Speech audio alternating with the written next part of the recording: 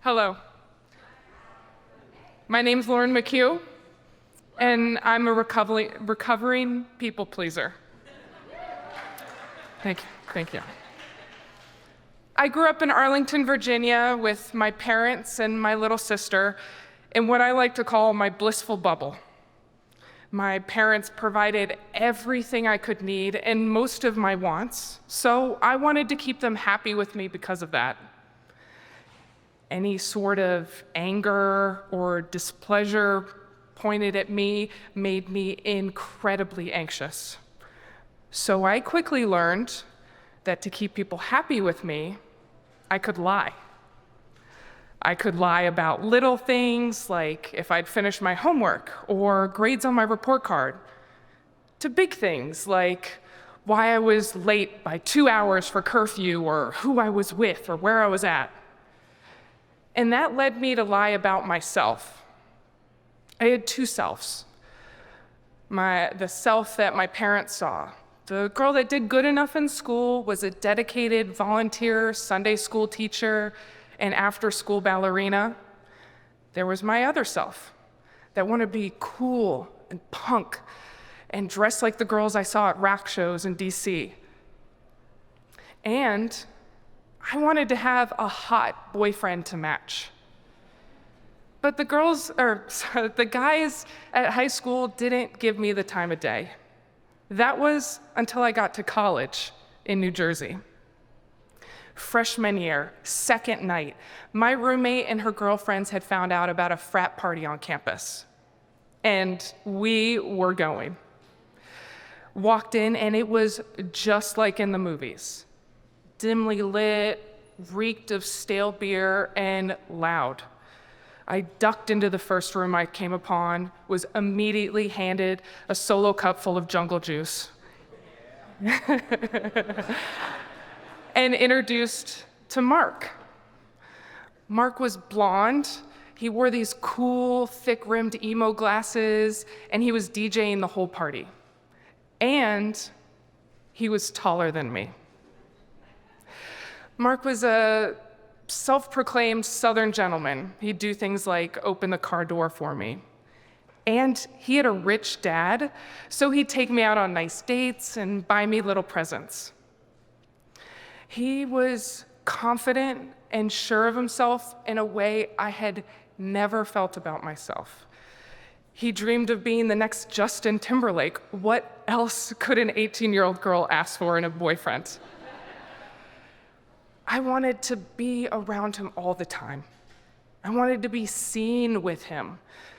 So I started skipping classes to spend even more time with him.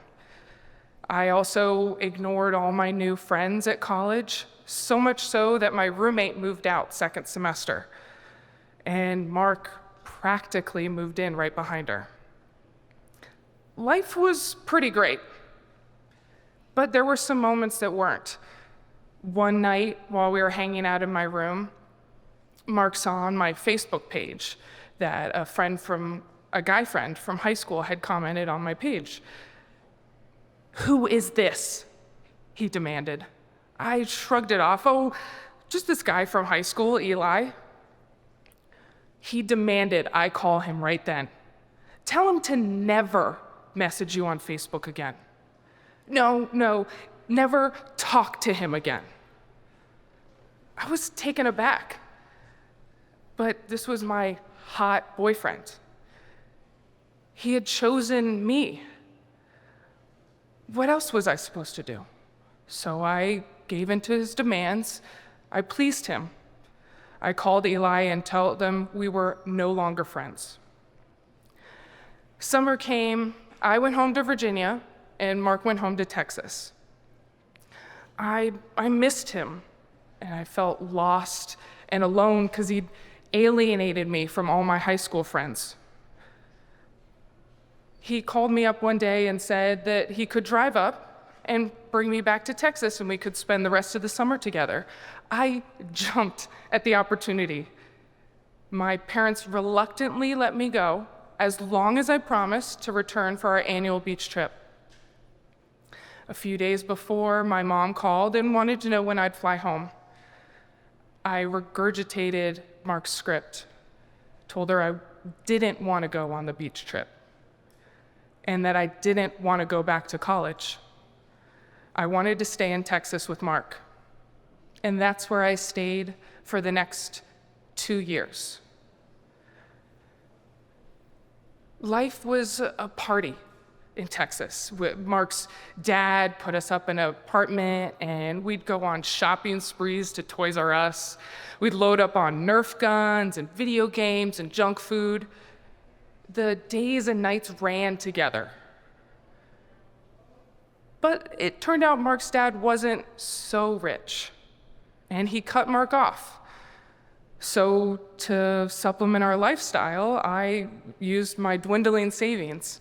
Once that ran out, I got a job at PetSmart. I suggested Mark do the same, but that would clash with his dreams.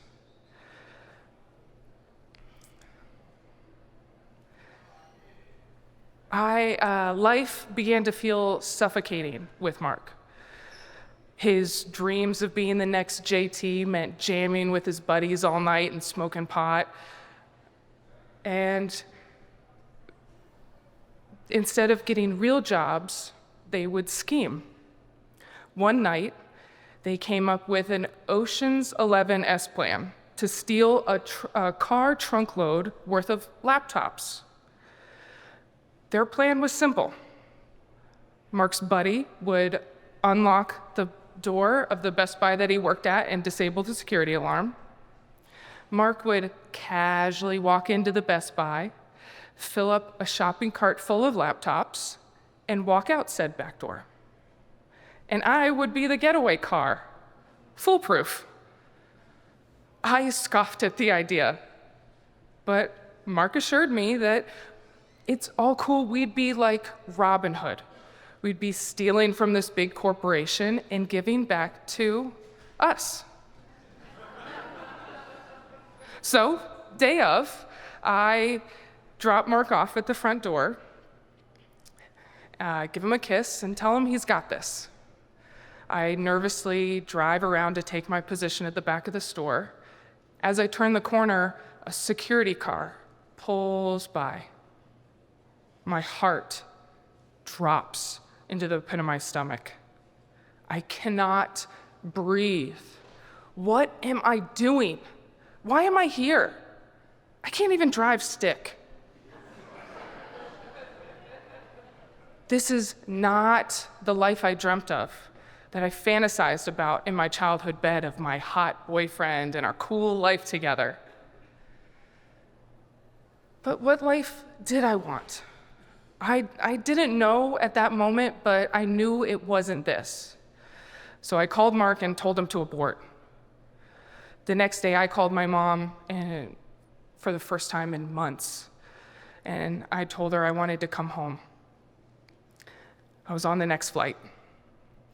I knew I wanted to be back at college. I wanted to start over. And I wish I could say, and I lived happily ever after. But Mark followed me back to college. But now I saw through his shiny, hot boyfriend veneer, and I knew I had learned that to live the life I wanted, that I dreamt of, I first needed to learn what pleased me.